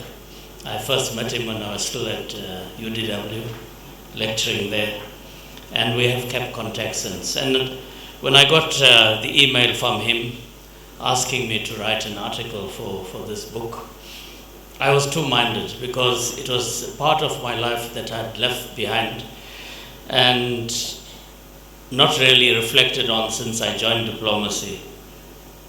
But at the same time, it excited me because it provided me an opportunity to revisit a subject that was very dear to me and shaped me. In a sense, both religion and human rights found me. I didn't find both these topics. They came to me as if it was predestined. When I went to study for my BA degree, I don't know why I chose science of religion as a topic, but I know that once I got into it, it had a profound impact on my life. You saw the Jacob's Road temple that Bagsi referred to. We should be there almost every week. Every festival, we should be there. It was our playground, and it helped shape my perception of life as well. My perception of life was shaped so much by who I am, a Hindu, and especially the Bhagavad Gita. In the article that I write, I speak about the influence the Gita has on the life of Gandhi and how it shaped Gandhi's political philosophy. And I also put out the idea that political Hinduism in South Africa started with the arrival of the indentured Indians, who were highly politicized, and Gandhi gave structure to it. Now, when I completed my undergraduate degree, I just finished writing my honors exam, and the head of our department, Professor Oosthuizen, phoned me up and said, I have a job for you. It's at Unisa, and they're looking for someone to teach Indian religions. And he said, by the morning you must give me an answer. So I hadn't even got my results of my exams, and next thing I was sitting at Unisa lecturing, becoming the first person to be appointed at the Faculty of Theology, the first Indian South African. So I was a bit of a novelty there. It was a large faculty, even in 1984, of about 80 academics. And when many of them should go past my office, they should actually turn back and come and peep at me. And one even asked me, what are you doing here? So I said, no, like you, I'm teaching here also. It was a strange experience. But it was at Unisa that Dr. Kerry Labba, one of the lecturing staff in the Department of Science of Religion, came to see me, and he said, look, Archbishop Tutu has asked that we create an interfaith organization as a front also for religion to have a united front in our struggle against apartheid. And we want you to be part of this process. And we launched what was then the World Conference on Religion and Peace, the South African chapter, with Archbishop Tutu and Alan Busak playing an important role in launching this. And I was chosen as secretary of that organization. And this, of course, gave us a united front as people of religion to oppose apartheid And most of our funding, of course, came from the World Council of Churches in Geneva. And that was my first exposure and first trip to Geneva, which was to play a major part in my life much later in a different context. The World Council of Churches, of which Archbishop Tutu was then the head, was where we conducted most of our meetings. And we received much of our funding also from the German churches.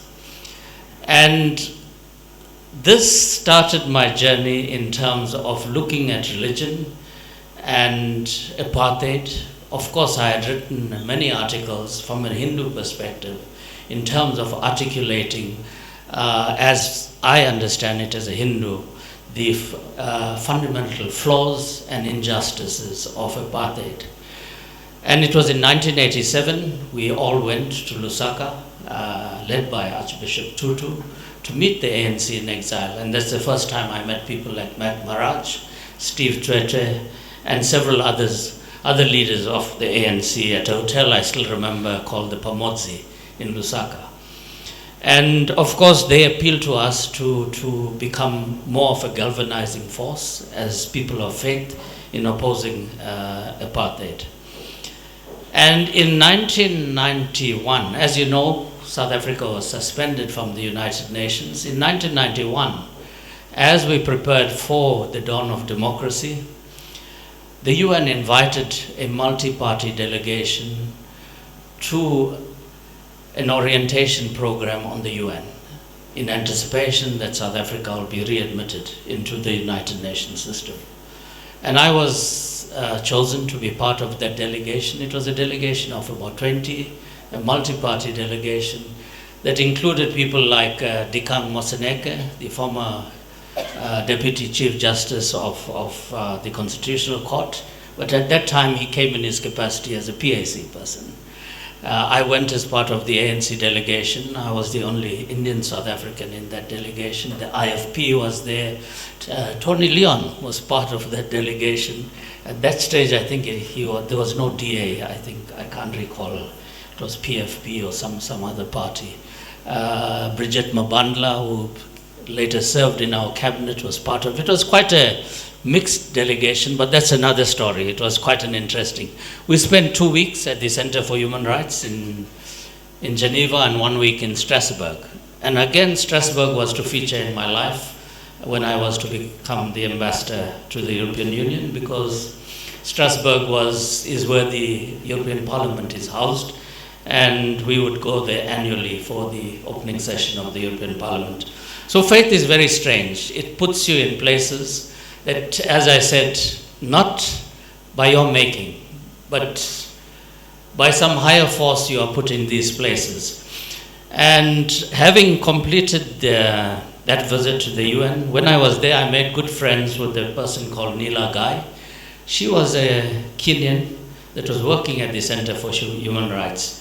And in 1992, she wrote to me and said, we are offering a fellowship in human rights and you should apply for this. But in 1992, we were tasked as part of the constitutional making process to develop a document on religious rights and responsibilities as part of the new South Africa. So I was quite involved in that process. I didn't go. She wrote to me again in 93 and said, you should apply for this fellowship. I did, and I was awarded the fellowship. And I spent a month in Geneva, where I was awarded a certificate in human rights. And while I was there, she told me that you must come back next year and do an internship because we are rounding up the file on South Africa and you should come and be part of this process. So I went back in 1994 and spent 3 months there as an intern under her guidance. You needed someone to take you as an intern. And I was responsible for finalizing the last UN mission to South Africa to close the file on South Africa. While I was there and completing the internship, I was getting ready to come back to South Africa. I was still lecturing at UDW. I was offered a job at the Center for Human Rights. And I was not sure whether I should take this job. But I was in contact with colleagues at what was then Shell House, which we now call Lutuli House. and they heard that I've been offered this job. And I received a call and they said, don't take the job, we want you to come to government. So I came back from Geneva in October, and I was summoned to a meeting at Shell House, and I was told that in January I must come to government. So I resigned my post at UDW, and in January I joined government. Many people ask, how did you get into government? It wasn't of my making. It was some other force that decided this for me. And immediately I was put on a training program, a number of us, and I finished my training in June, and I was informed that in July, that in August you're being posted to Geneva, to our United Nations mission in Geneva. And that's what happened. Beginning August, I went as a diplomat. My life as a diplomat started with my posting, again, being responsible for human rights in Geneva. When I came back from my posting, I was made in charge of Asia and Middle East. But we were at the same time in 2001 preparing to host the UN World Conference Against Racism. And I was then pulled out of my position and said, you will head the substance program for this World Conference Against Racism. So again, I was pulled out into this portfolio. And of course, that was a major conference, one of the first major conferences that we hosted, a UN conference in South Africa, and I was very privileged to be part of that. But this whole journey of religion and human rights was fundamental to shaping my own character. Not so much of my making, it was almost as if it was fostered upon me. And of course, throughout my period in diplomacy up to the present time, human rights is still very much part of the portfolio. If you look at the recently concluded BRICS summit, that's one of the paragraphs we had to negotiate on was human rights. But I feel very comfortable in terms of dealing with these issues. But I fully agree with Dr. Pathak and the other speakers. Although we celebrate on the 10th of December this year, we'll celebrate the 75th anniversary of the adoption of the UN Charter on Human Rights. It's an important document in terms of governing intergovernmental relations vis-a-vis human rights. But human rights is not something that started in 1945. It's 1948. It's something that is inbuilt into all of our cultures and traditions. It's there since time immemorial, and it's not something invented by the Western powers. It is embedded in all of our cultures, all of our traditions. You saw that India during its G20 presidency chose the term Vasudeva Kutumbakam, one world, one family, one future. And that's derived from the Upanishads, one of the ancient Hindu texts. And my perceptions of human rights, fundamental freedoms, and even diplomacy, I take, my inspiration and my worldview is very much colored by this upbringing that I have had, and which continues to guide me. You know, I was reading the comments of Amitabh Kant, the Indian G20 Sherpa, this morning, and I think Samir Saran from the ORF, it's a major think tank, asked him sometime earlier in the year, do you think we'll have a New Delhi declaration, given the difficulties in the geopolitical environment? And he said, definitely we will. Now, Nilistra asked me this question earlier in the year, and President Ramaphosa didn't ask me this question this time.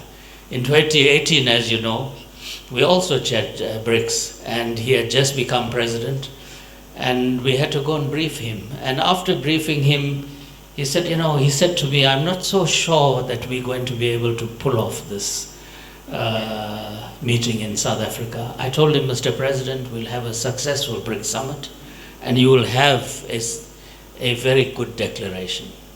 This time when we went to brief him several times, even about 2 weeks before, he didn't ask me that question, because I think he knows now that what we are capable of in South Africa, and we produced a very successful summit, a very successful declaration.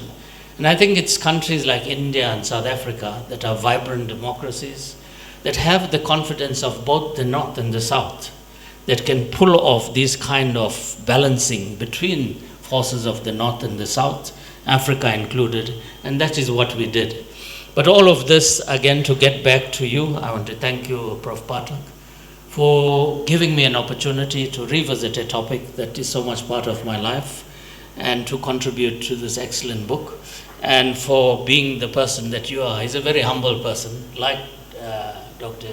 Bagsi Singh, but have made immense contribution to our societies, to our respective countries, and to humanity as a whole. And I think that is what we are here for, to ensure that we work for the upliftment of all. We speak of Vasudhaiva Kutumbakam, we speak of Ubuntu, but it's not about speaking it. We have to live it and make sure that it's not about just writing an article in the book. How does it impact in our daily lives, in our interaction with each other, to ensure that we create a better world by being good and kind and loving to each and every one of us. Thank you very much.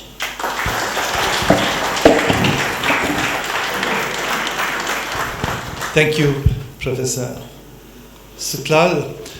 We've now come almost to the end of our program, and in order to streamline the presentations, I'm going to call all the people who are going to do the presentations and the recipients of the presentations all to the front. So it would all happen very quickly. If Rekha could be ready with handing over what...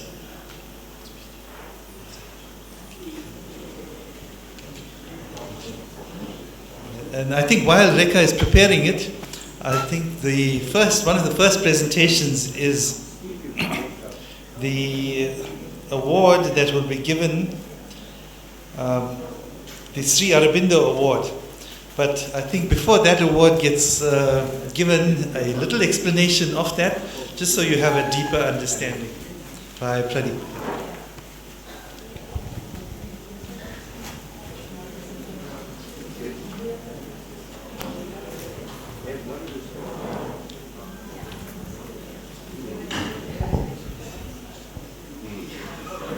Our respected Prince and the members of the royal household and friends and family. I think it is important that when we make an award, we know the significance or the background to the award. And if you listen carefully, you will see similar patterns followed the lives of the two recipients. Now, I need to take you back. Sometime in 1872, on the 15th of August, which is actually India's Independence Day, named after a great yogi, a philosopher, a revolutionary, a brilliant person who came back and left all the best colonial education in the UK because his father wanted him to become an Englishman, because you had to be in favor with the British at that time. And of course there were other great people as well, but the life of Sri Aurobindo is hardly heard these days. But thanks to the government of Prime Minister Narendra Modi, last year marked his 150th birth anniversary. All of you may not know, he was the true liberator of India. Anything else was copied from Sri Aurobindo. I don't want to go into the details of it, but he was the true ideological thinker to free India from the shackles of the colonial empire. His father sent him to study abroad. Despite all the difficult conditions that he faced, his father put him in the care of the Druid family. They were priests, Christian priests.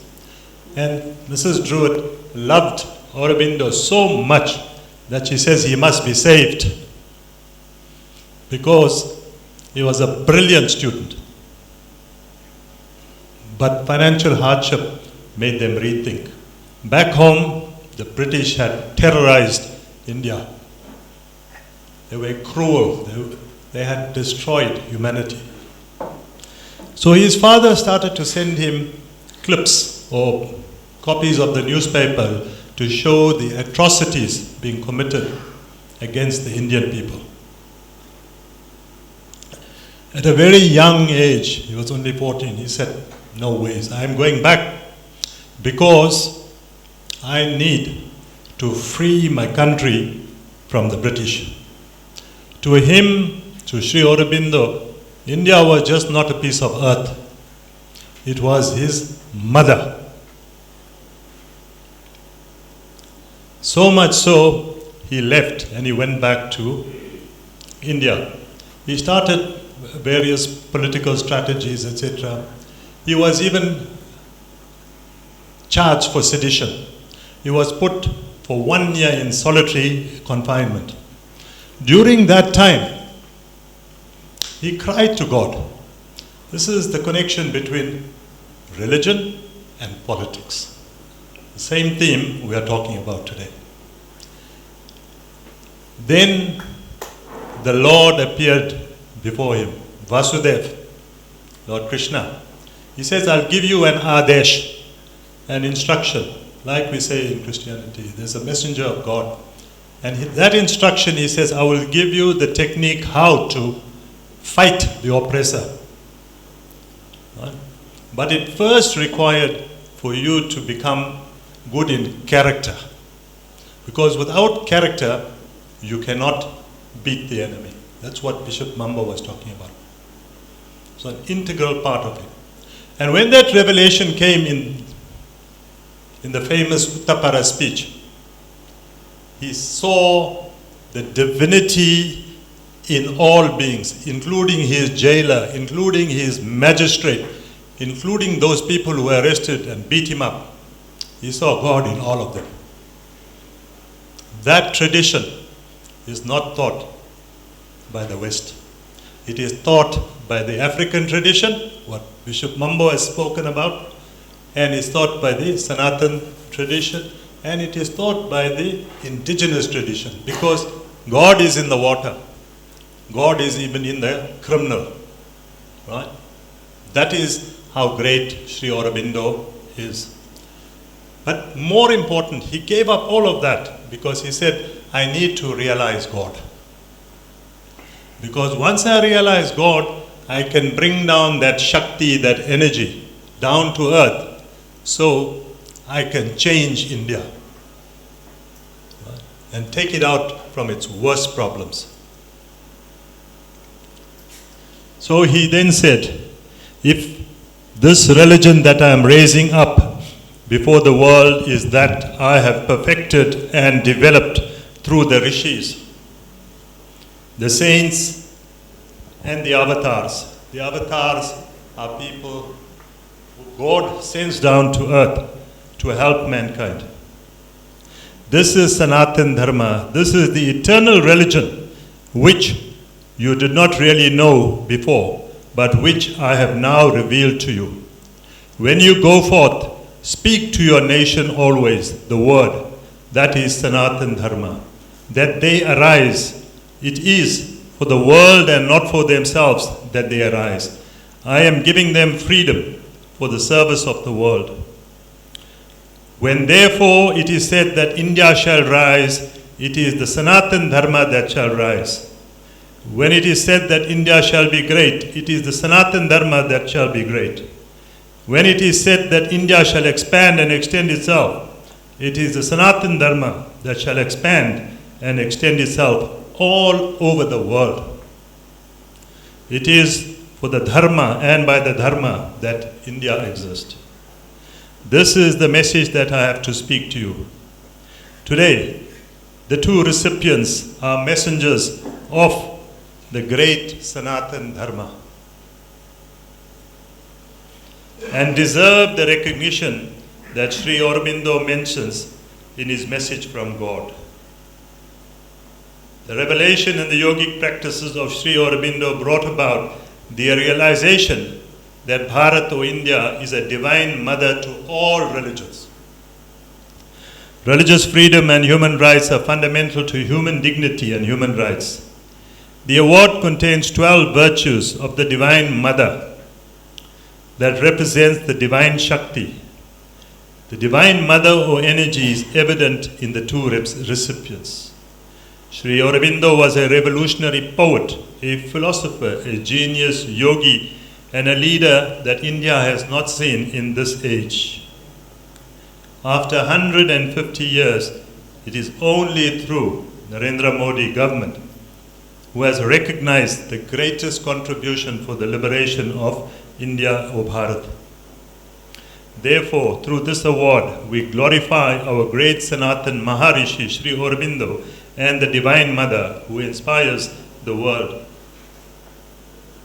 This award is something unique in South Africa. In the Aurobindo Ashram, they have awarded it to 2 or 3 people because they were great yogis. One of them was Setna, K.D. Setna. Today it is really a great honor for Hindus in South Africa in particular to recognize the talent, the qualities of the 2 recipients that we're going to bestow the award. So I would like to call on Professor Yashwant Pathak.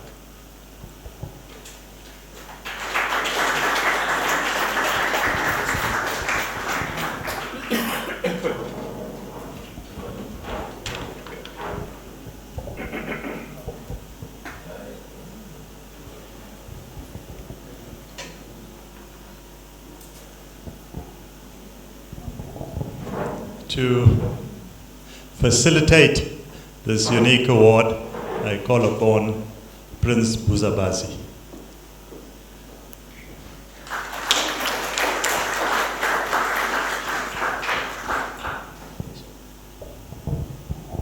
So I will do the citation before Prince Buzabazi facilitates the award.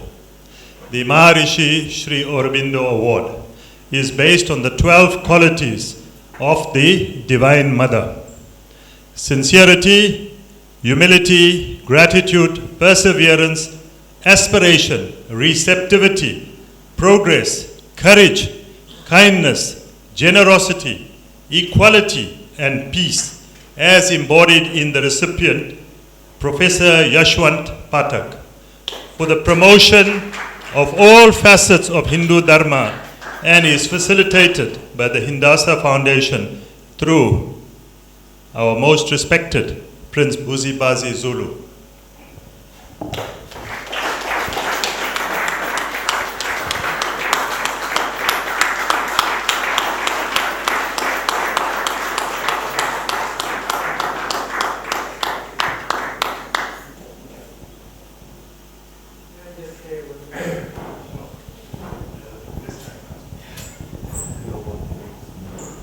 In English they say, every dog has its own days.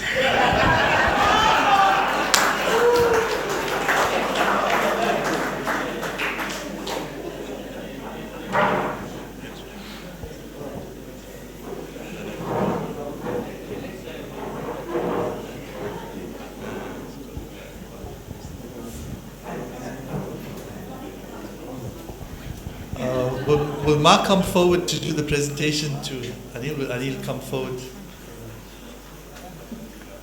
Nadira, is Nadira here? Nadira Murad, will you come forward as well, please?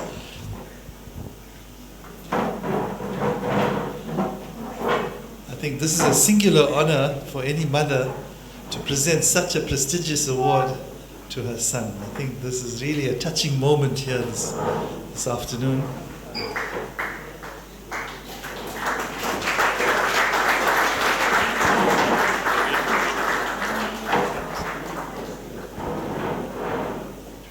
Again, the citation, the Maharishi Sri Aurobindo Award, again based on the 12 qualities of the Divine Mother, and this is to Professor Anil Sooklal. sincerity, humility, gratitude, perseverance, aspiration, receptivity, progress, courage, kindness, generosity, equality, and peace as embodied in the recipient, that is Professor Anil Sooklal, for the promotion of all the facets of Hindu Dharma, and is therefore facilitated by this Hindasa Foundation Award on the 10th September 2023. Present this to Anil.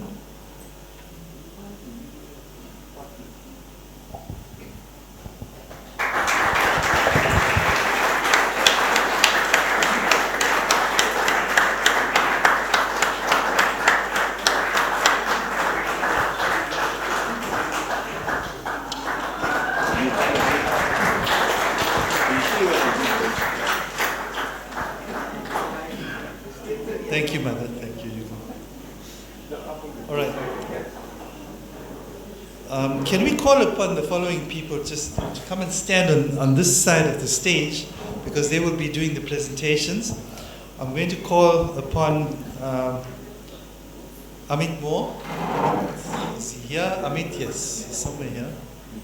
Amit Moore, can you come forward? Seelan Archery. Seelan Archery, can you come forward, please?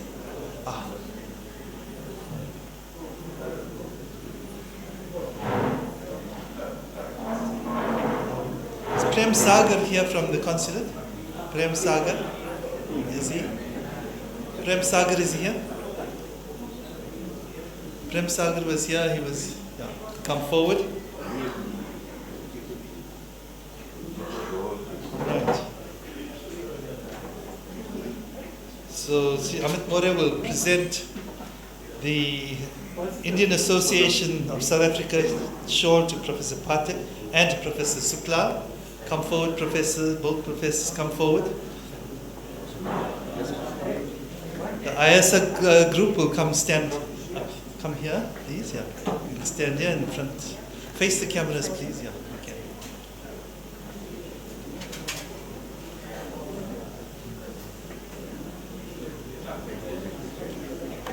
This is.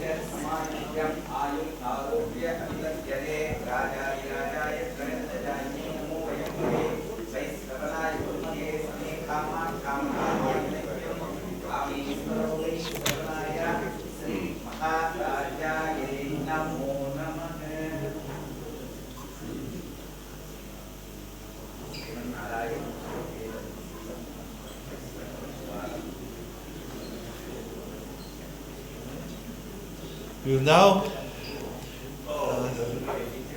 stay here, just stand closer to the front there, please. Yeah, you can go forward. Yeah.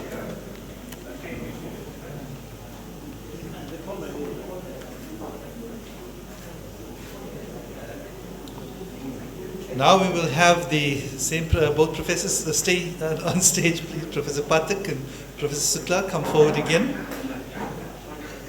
Leave the shows and come back. We will have a presentation, the Sri Mariamman Award by Sri Seelan Archery to Professor Anil Sooklal.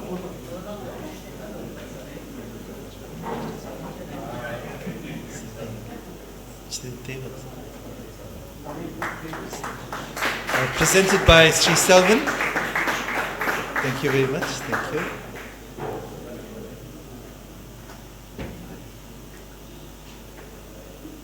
Right, while this presentation is being done, I think you may think of any questions that you would like to ask. Now's your time. And if there's any comments that you would like to make.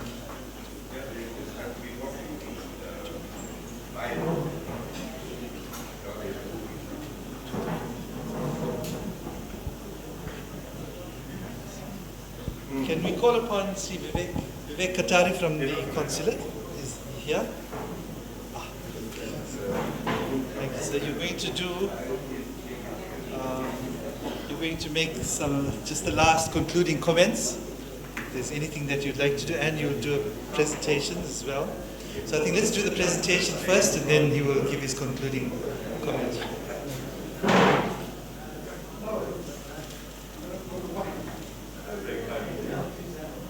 Professor, yes, Professor.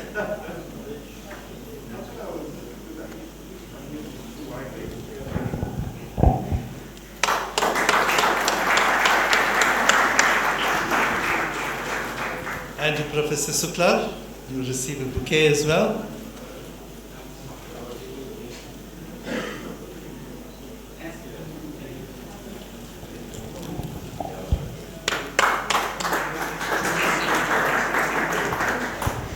I just want to thank Seal and Archery and all members of the Sri Mariamman Temple. I know that I was supposed to get this award 2 years ago, but COVID prevented it.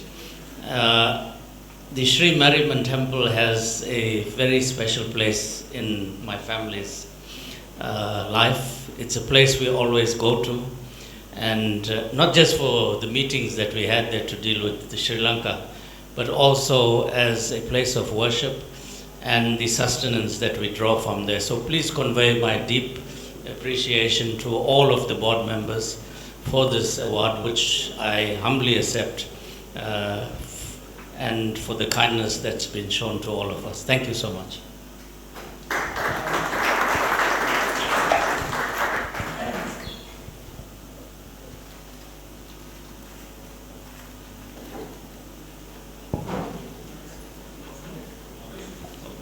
Thank you. And I want to congratulate whole of Africa for being the newest member of G20 now, which is G21. With open arms and open hearts, we welcome African continent to join G21. Thank you, Sri Vivek. We've now come to the end of our program. Are there any comments? We attract any comments or any questions, comments? If there aren't any, then we will now go into the vote of thanks. But before Pradeep does the vote of thanks, I think that we've got to thank the person who's doing the vote of thanks, because he has put this almost single-handedly all together. That's our Pradeep Ramlal. Let me have a big round of applause. Right, he will now give his vote of thanks, and we will then adjourn for supper. To all our guests and very distinguished recipients of the Maharishi Sri Aurobindo Award. Firstly, I want to thank God for making sure our function was successful and being blessed by your presence. You may think it was easy, but it was a logistic challenge. You all know Dr. Yashwant Pathak comes from the US. He is a Fulbright scholar providing support to PhD students at Wits University. So he has 1 week. And then we have the traveling diplomat, Professor Anil Sooklal, who's always traveling. So it was very difficult, almost impossible for the two to meet together, let alone 30 years later. So at short notice, we put up this event to show dignity and respect to the great achievement that has been made by many of them in this field. So to Yashwantji,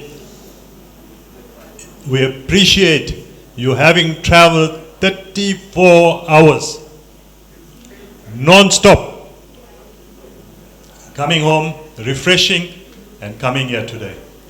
That is your sacrifice. We want to thank you.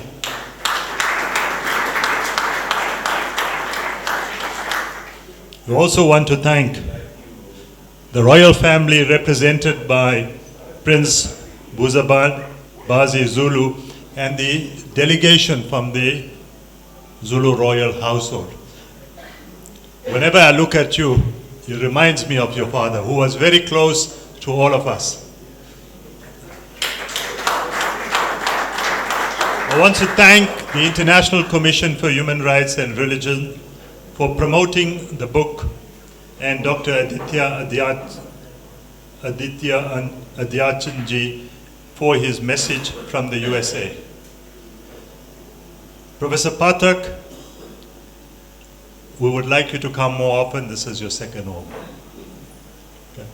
30 years ago, you met Anil in Trinidad or Tobago, Guyana, and he sent you to Hillbrow. Today, we are still remembering those great days when you used to come to visit all the Swamis and stay with us as well. It is an honor to have you in our house. To Professor Anil, Sooklal and families, to Nadira, to Ma, and Hindasa for hosting and honoring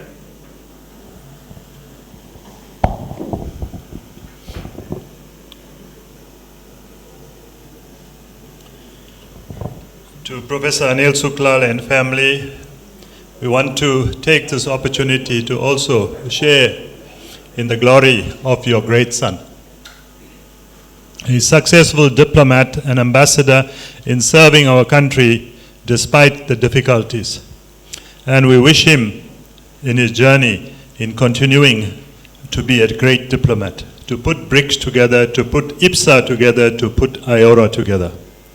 We want to thank Rakshaji for making a special trip to Durban. I was surprised to see her brother also booked a late night flight to be here. Thanks to Bishop Mambo Mkize, whom we work very closely on interfaith and social cohesion. I want to thank our Girmitya Professor Bagzi Singh. He's such a humble person, but he gave up the lucrative world of going into private practice. He trains some of the best surgeons in this country, and is acclaimed to have had the highest pass rate in the Mandela School of Medicine. That is how dedicated he is, the teacher.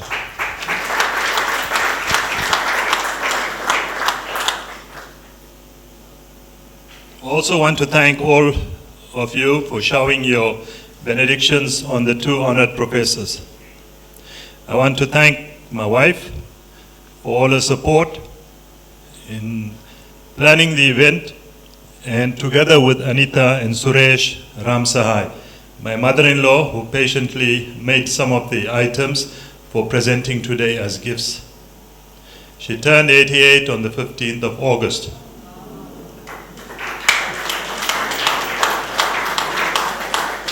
I want to thank Dr. Kesavan Devaraj, President of Hindu Dharma Association Foundation, which is a think tank and advocacy group, but we also keep to the basics. We care about people, we serve people.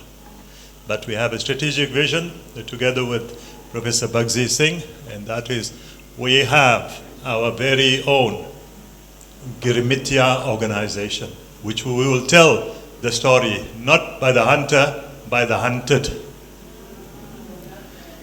I want to thank the Indian Association of South Africa for their support. I want to thank Anna, Seelan Archery, and officials of the Sri Mariamman Temple for always cooperating to host us for any function. We had, Amit Singh is here, he gave us less than 24 hours. We hosted the BJP Tamil Nadu President, Sri Annamalai. And without the support from the Mariamman Temple, it wouldn't have been a success. And it was a resounding success. They all want him back.